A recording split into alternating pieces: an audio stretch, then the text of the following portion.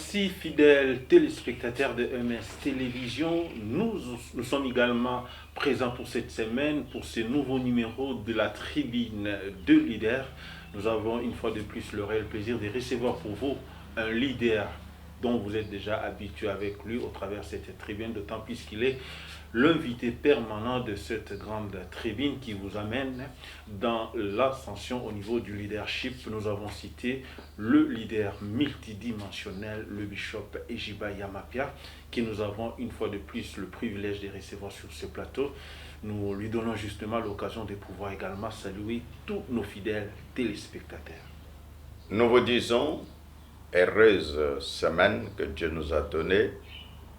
Nous disons, soyez tous bénis et que tout ce que vous touchez puisse prospérer, que des portes nouvelles s'ouvrent devant vous.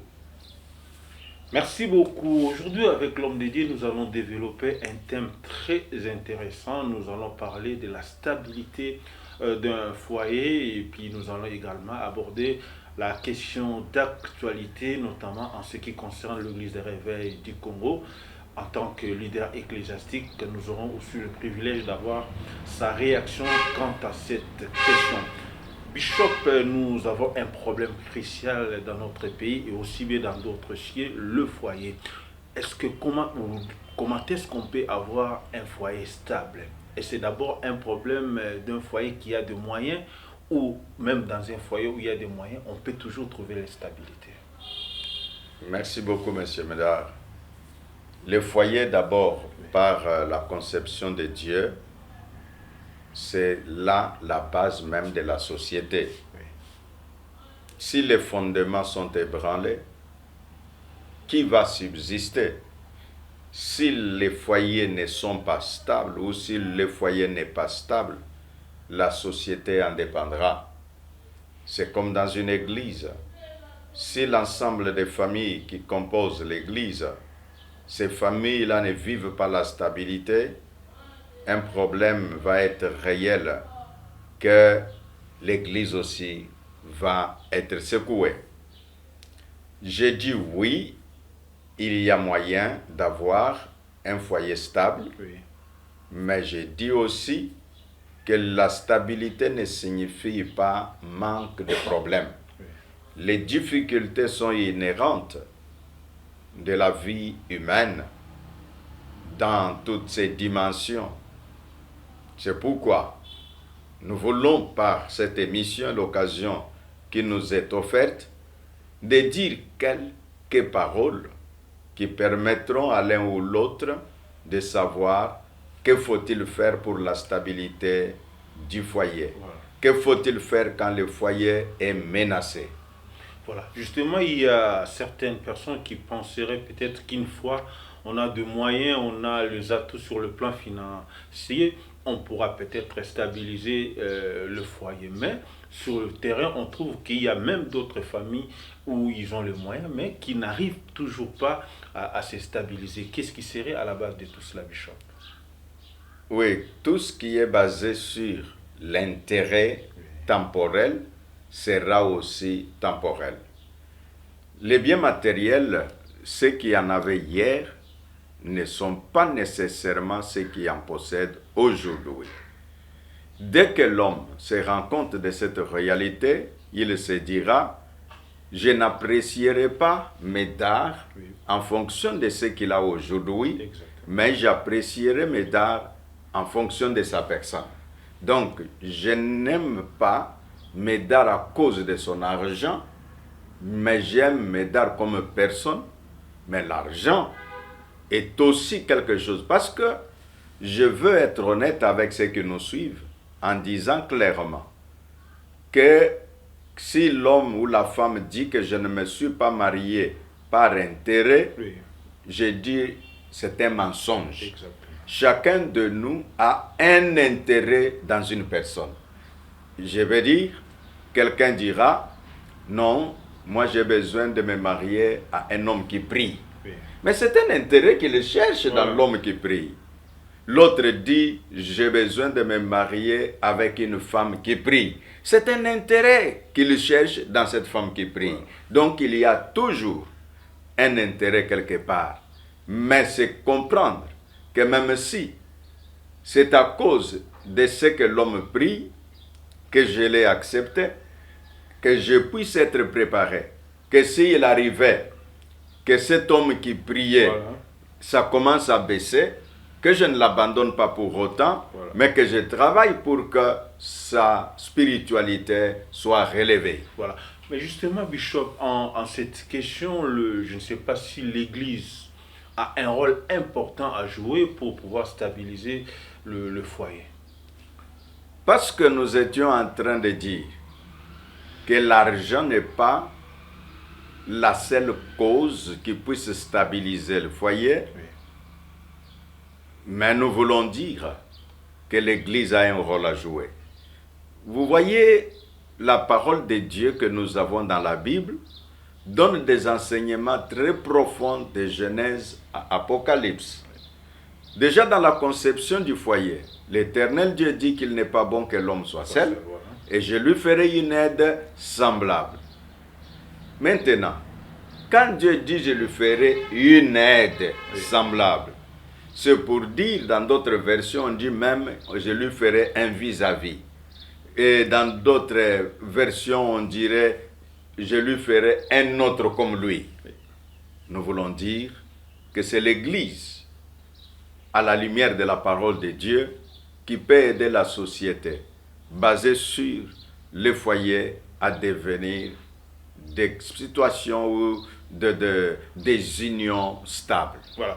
Mais il y a, quand vous allez chez les femmes plutôt, elles disent souvent que Mibali Karande Bazamabe, tout ce que nous connaissons dans nos foyers, en tout cas Mibali Bazamabe. Et quand vous allez chez les femmes, Basika Kande Bazamabe, nous retrouvons dans une situation un peu complexe, Bishop. Est-ce qu'on peut dire que c'est l'homme ou la femme qui peut être à la base d'un déséquilibre au sein de son foyer? Tout est fonction des statistiques. Ouais. Mais moi, comme je n'ai pas amené quelques statistiques avec moi le long de cette émission, nous parlons là juste basé sur les faits. Oui.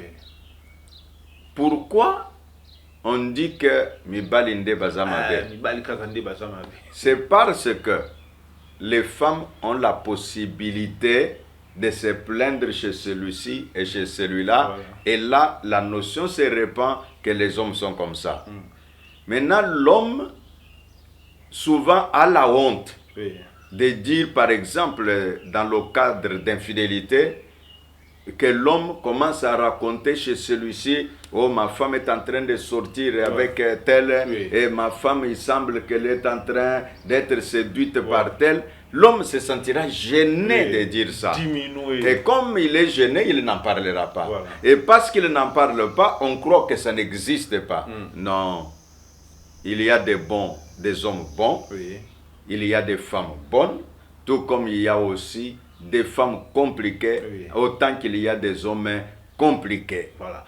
Justement, Bishop, mais en ces nets moments, comment est-ce qu'on peut trouver un équilibre dans un foyer?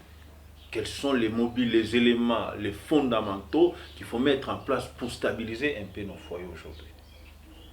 C'est sur ce point que nous nous disons que la stabilité d'une maison, ce sont les matériaux utilisés pour sa construction. Exactement.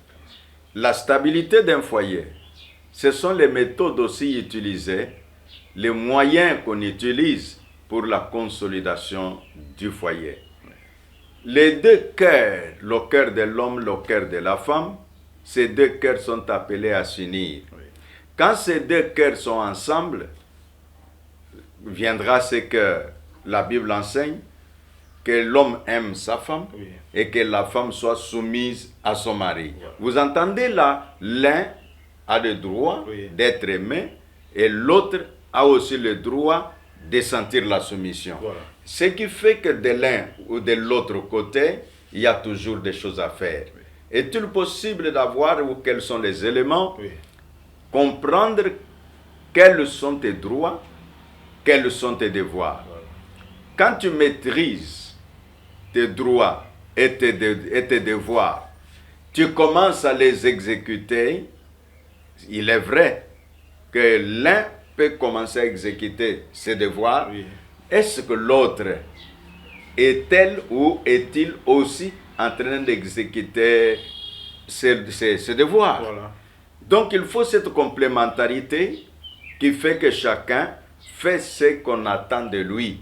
C'est par là que l'apôtre Paul dira, même que le corps de l'homme ne lui appartient pas, mais ça appartient à sa femme, Oui. et le corps de la femme appartient à son mari. Voilà. Donc, c'est pour dire qu'il n'y a pas un indépendant dans tout ça. Oui, oui. L'un est lié à l'autre. Voilà. Donc, la stabilité, c'est comprendre ce lien-là, que nous sommes liés l'un l'autre. Je ne suis pas le roi qui gouverne et que personne ne peut dire aucun mot, mais je suis un être humain avec les sentiments et que ces sentiments peuvent aussi s'attacher à quelqu'un. Voilà, mais il y a d'autres opinions qui penseraient peut-être que quand on ne partage pas la même religion, ça peut aussi militer à un déséquilibre au niveau du foyer. Je ne sais pas, Bishop, si vous partagez le même point de vue. Non, c'est un déséquilibre. Voilà. Parce que l'un a son pasteur, Oui. l'autre a aussi son pasteur. Voilà. Ce que l'un enseigne, parfois est contradictoire par rapport à l'autre enseigne. Voilà. Imagine-toi, l'autre va dans son église, on enseigne. Oui. Quand la femme est à sa période mensuelle, Voilà. elle ne peut pas préparer. Voilà. Maintenant, l'autre dit, non, non, c'est question d'hygiène, tu te rends propre, prépare-moi à manger. Voilà. Et dit, mais immédiatement, ça va faire un problème. S'ils ont un même pasteur, ils iront chez le pasteur. Et le pasteur leur lira la Bible, Oui. et tout le monde va se calmer, Voilà. et ils vont avoir une nouvelle orientation. Pour dire que c'est déconseillé que l'homme et la femme aient chacun sa tendance ecclésiastique, Oui. mais c'est mieux qu'ils soient ensemble. Voilà, qu'ils soient ensemble, mais dans d'autres options, Bishop, il y a même une femme convertie qui prie, mais son mari païen. Est-ce que dans ce couple-là, on peut envisager un équilibre? Oui, nous disons que notre équilibre est fondé sur cette alliance que nous fondons entre les deux personnes. Oui. Et alors, le moment que l'autre partenaire Oui. qui a une opinion, l'autre partenaire qui a sa façon de voir, il faut seulement la conciliation. En disant, l'homme parfait n'existe pas, Voilà. une femme parfaite n'existe pas. C'est le soutien mutuel. Savoir se supporter, cela ramène l'équilibre dans un foyer. Évidemment, Bishop, mais nous pouvons peut-être aller dans un autre aspect hors la religion. C'est sur le plan intellectuel, une femme qui, par exemple, a bien étudié par rapport à un homme qui n'a pas pu, qui n'est pas allé loin avec ses études. Est-ce que dans un tel couple, on peut aussi envisager un équilibre? Oui, l'équilibre est possible. Les études, c'est vrai que ça aide beaucoup, mais moi je conseille souvent que si l'homme a beaucoup étudié, Oui. en tout cas que la femme aussi Arrive soit aussi. dans ce niveau-là. Voilà. Mais si l'homme choisit, pour des raisons qui lui sont propres, une femme qui n'a pas un niveau intellectuel qui se rapproche, pas nécessairement que ça doit être le même, mais quand même qui se rapproche. Supposons que l'homme est licencié, la femme est graduée, ou la femme elle a master, l'homme est licencié. Voilà. Il y a un peu de rapprochement. Mais si l'homme a un doctorat et la femme n'a que son diplôme d'État, en tout cas, les raisonnements totalement, diamétralement opposés. Voilà. Et ça sera sujet de conflit, jusque parfois si l'homme ne se maîtrise pas. Voilà. Un jour dira à sa femme, voilà un peu les gens qui n'ont pas étudié comment ils réfléchissent. Voilà. Et l'autre dira, tu m'avais pris toute jeune, tu m'avais fait arrêter mes études. Et ça devient un problème. Ou l'homme voudra que ses enfants atteignent un certain niveau, mais la maman, tellement que le niveau est très bas, n'arrive pas à aider les enfants. C'est difficile d'être capable d'aider l'enfant, ne fût-ce qu'à arranger son propre syllabus. Et donc nous disons là que le niveau d'études doit toujours être un peu observé de près. Tu sais, moi j'avais fait une publication l'autre fois où je me posais la question. L'homme dit à la femme qui a étudié, tu ne peux pas travailler, tu restes femme de ménage. Et j'avais posé la question, si tel est le cas, et les parents de la femme qui ont envoyé cette fille à l'école, qui ont payé le sacrifice, est-ce que c'est vraiment pour que cette fille, cette femme devenue universitaire, reste une femme de ménage? Est-ce que c'est juste? Est-ce que c'est de l'équilibre? Bon, nos téléspectateurs peuvent réfléchir. Mais il y a un autre aspect très important, Bishop. Vous avez d'ailleurs l'occasion de pouvoir voyager à travers le monde. On dirait qu'aujourd'hui, il est difficile d'avoir des couples stables au niveau de l'Europe, autant d'autres pays beaucoup plus développés par rapport à leur loi, par rapport à leur culture, par rapport à certaines mœurs au niveau de l'étranger. Vous savez comment est-ce que ça se passe, où la femme à un niveau est tellement protégée au niveau des lois, au niveau des règles. Est-ce que c'est aussi possible que nos frères qui vivent par exemple en Europe puissent avoir aussi des foyers stables? Bon, la particularité de l'homme, c'est parfois d'imiter toujours ce qui est mauvais. Or, dans ces sociétés occidentales, il y a de bonnes valeurs, de bonnes vertus, que si quelqu'un s'intègre, il peut les comprendre et savoir comment faire la part des choses. Exactement. Maintenant, la différence entre nous qui vivons en Afrique, où parfois en Afrique vous avez père de Bokilo parce qu'il est au quartier ou à l'avenue voisine, tu as l'oncle qui est à la commune voisine où il peut débarquer chez toi. Vous habitez même avec le père. Tout cela, c'est tout un problème. Tandis que en Europe, c'est vous deux. Vous pouvez être là, les gens ne se visitent que peut-être le week-end.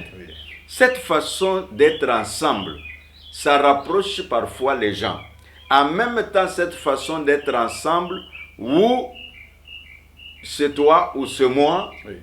Et quand on apprend qu'il y a une loi, je me rappelle un jour en France, une femme disait, quand le mari joue, je vais l'accuser chez l'oncle. Et l'oncle dont on parle là, ce n'est pas l'oncle à la façon de l'Africaine. Non, non, c'est l'oncle là du social pour dire, il se joue de moi. Allez, dès que j'ai dit au social là-bas, on me donne ma maison, elle, je le laisse. Et encore là-bas, dans la culture occidentale, c'est la femme qui chasse l'homme de la maison et non pas l'homme qui chasse la femme. Tandis qu'en Afrique, l'homme est là, il dit, si tu joues, tu vas rentrer chez toi. Mais en Occident, non, tu ne peux pas dire ça à la femme. Tu dis à la femme que si tu joues, tu vas retourner chez toi. Il te dit que, monsieur, toi, yoko kende, et si tu blagues, mais c'est le téléphone.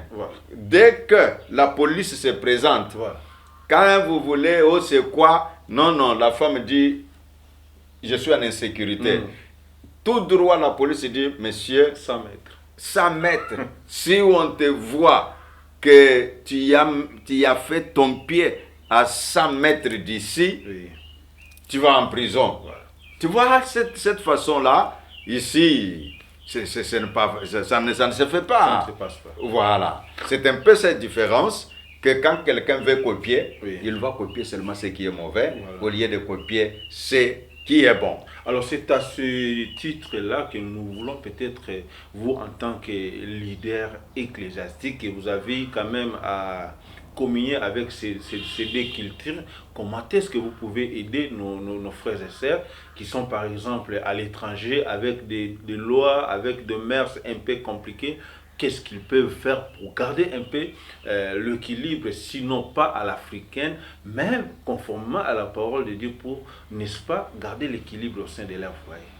Le conseil que nous donnons toujours, nous disons, la vie, on ne la vit qu'une fois. Oui. C'est-à-dire, quand tu es dans ton couple, dans ton foyer, il n'y a pas de foyer parfait, il n'y a pas d'homme parfait, ni de femme parfaite. Parce qu'il n'y en a pas, acceptez-vous mutuellement. Comprenez-vous.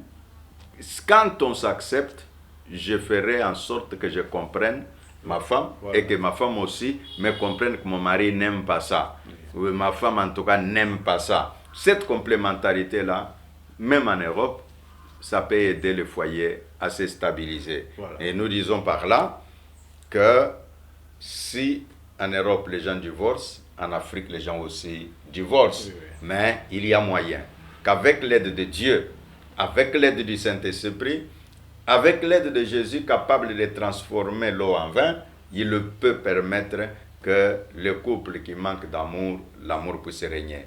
Merci beaucoup, Bishop. Nous allons vous donner peut-être l'occasion ici de vous adresser à un couple qui est aujourd'hui en pleine dislocation. Ils peuvent être en train de nous suivre maintenant, peut-être en Afrique. Moi, c'est à ça, Kangi Biloko, mais ils tombent sur cette grande tribune de leaders. Nous vous donnons l'occasion de leur adresser un message en tant que leader ecclésiastique. Qu'est-ce que vous pouvez conseiller à ce couple qui, en ce moment, le diable les a déjà eu au cou pour pouvoir le séparer? Le message pour tous les couples qui se retrouvent dans une difficulté d'une dimension à une autre, c'est de dire, regardons le maître par excellence, Jésus-Christ de Nazareth. C'est la première chose. La deuxième, c'est question de vous comprendre et de vous pardonner. Ouais. Il est écrit, pardonnez et vous serez aussi pardonnés.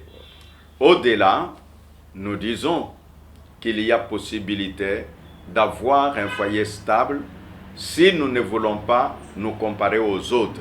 De ne pas dire, tu ne vois pas ce couple-là, et ils viennent d'acheter la maison, mais nous sommes toujours locataires. Vous ne savez pas comment le couple-là a acheté la maison.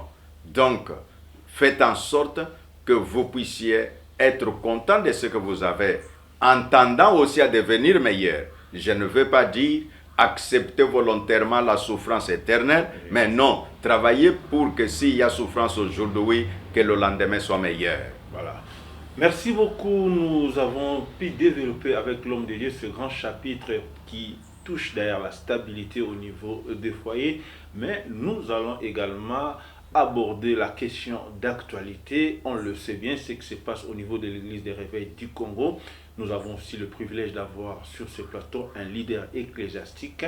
Ça ne sera pas normal que nous ne puissions pas avoir son point de vue par rapport à tout cela. Bishop, il y a de ceux-là qui penseraient qu'aujourd'hui, celui qui préside aux destinées de l'église des réveils du Congo doit nécessairement quitter ce poste pour être remplacé sur le plan statutaire, sur le plan mœurs. Comment est-ce que vous pouvez réagir par rapport à cette grande question d'actualité? Oui, c'est une question d'actualité. Nous disons à ceux qui nous suivent que n'envenimons pas les choses avec nos différents commentaires sur les réseaux sociaux. Les injures et autres, ça n'arrange rien. Chacun a toujours son camp. Chacun a toujours les gens qui l'aiment. Mais parce que nous tous, nous avons les soucis d'une église forte, disons, les leaders s'entendront. Oui. Les leaders trouveront une issue. Les leaders permettront que, dans un sens ou dans un autre, comme disent parfois les Quinois, les Kamboyamutukoko Fawa, exalté, voilà. Mais c'est que l'institution vive et qu'on parle d'une voix forte et avec les pères et la génération. Donc que les deux générations puissent s'accepter et automatiquement nous irons. Mais si la jeune génération dit bah vieux wan basi balemba, bon, les vieux aussi disent te nan tolembite, nous avons encore la force, comme disait Caleb, que nous avions encore la force comme quand nous étions partis. C'est pour dire vivez ensemble. Les deux générations, c'est ça mon message. Les pères, les fils, ensemble, nous formons une église forte. Mais il y a de ceux-là qui pensaient peut-être qu'il fallait attendre jusqu'à la fin du mandat pour pouvoir préconiser autre chose. Et ceux qui veulent à tout prix créer le couac, Bishop, sur le plan juridique, quel serait peut-être votre argumentaire par rapport à cela? Non, si nous allons dans le juridisme, non, nous allons nous perdre totalement. Voilà. Quelqu'un peut avoir raison, comme on dit, raison de droit, mais tu ne vas pas gouverner. C'est ça le problème. Parce que les gens qui peuvent, vous savez, les choses de Dieu, on ne les fait jamais par des brimades, ni par des menaces. C'est pourquoi Jésus dit que nous sommes les ambassadeurs. Nous avons un message de réconciliation. C'est ça l'église. L'église, c'est la réconciliation. L'église, c'est le pardon. L'église, c'est soutenir mutuellement. Donc, voilà ce que je peux dire en ce moment. Voilà. Merci beaucoup, Bishop. Nous tendons lentement, mais sûrement vers la fin de notre numéro d'aujourd'hui. On aimerait peut-être avoir le programme au niveau de l'église pentecôtiste des secouristes cette semaine. Comment est-ce que vous allez procéder? Il y a aussi d'autres personnes, notamment ceux qui ont des problèmes de couple, des problèmes de santé, des problèmes financiers, qui aimeraient vraiment votre expertise sur ce plan-là pour les aider. Comment est-ce qu'ils peuvent vous aborder et participer à votre expertise? Bon, ceux qui veulent obtenir de notre soutien, de nos conseils, prenez le numéro qui défile au bas de votre écran. Et aussi, vous pouvez passer dans nos installations à l'église pentecôtiste des secouristes 6 avenue Wenge, numéro 18, quartier Regini, commune de Lemba. Et donc, nous avons tous nos services et je peux vous recevoir. Et nous vous communiquons. Soyez prêts. Au mois de novembre, le 10, le 11 et le 12, à l'église pentecôtiste des secouristes, nous allons recevoir un homme de Dieu qui viendra des États-Unis, le docteur Emmanuel. En tout cas, cet homme, il a un don prophétique très puissant. Dieu l'utilise pour les œuvres de délivrance. Donc, c'est un moment merveilleux. Notez dans vos agendas et prenez conscience d'être présent. Merci beaucoup, mesdames, messieurs. Nous sommes pratiquement à la fin de notre tribune d'aujourd'hui. Je rappelle que nous avons parlé de l'équilibre dans les foyers et nous avons également abordé la question d'actualité. Bishop, nous sommes pratiquement à la fin. Nous allons peut-être vous donner votre tout dernier mot avant qu'on se sépare aujourd'hui. Que l'Éternel Dieu bénisse la République démocratique du Congo. Que Yahweh bénisse les institutions de la République. Nous voyons le président de la République, chef de l'État. Nous voyons les parlements dans ces deux chambres, nous voyons les cours et tribunaux, les forces armées, les forces de sécurité. Que l'Éternel Dieu bénisse nos universités, les professeurs et les étudiants et les administratifs, nos hôpitaux, les médecins, les infirmiers et donc tous ceux qui sont en train de contribuer chacun dans son domaine. Que les sportifs trouvent la bénédiction de l'Éternel et que cette fois-ci à la CAN, que l'on soit valablement représenté. Que l'Éternel Dieu bénisse tous les commerçants, ceux qui font la voie aérienne, la voie terrestre, la voie maritime. Trouvez la bénédiction de Dieu que je prononce en ce moment. Que la gloire soit rendue à celui qui règne et qui vient pour régner. Je cite Jésus-Christ de Nazareth. Merci, soyez bénis. Abonnez-vous, faites abonner les autres. Merci beaucoup. C'est au travers la prière de l'homme de Dieu que nous allons mettre un point final à ce numéro de la tribune de leader. Je rappelle que nous avons ici pour vous le bishop Ejiba Yamapia qui nous a donné des leçons en ce qui concerne l'équilibre dans le foyer. Il a également abordé la question d'actualité concernant l'église des réveils au Congo. Cela étant, nous vous disons merci et vous recommandons de vous abonner massivement sur votre chaîne qui vous amène dans le leadership, car nous ne cesserons de dire que le leadership, c'est bien sûr MS Télévision. Merci beaucoup. Merci. Merci, Bishop. Merci.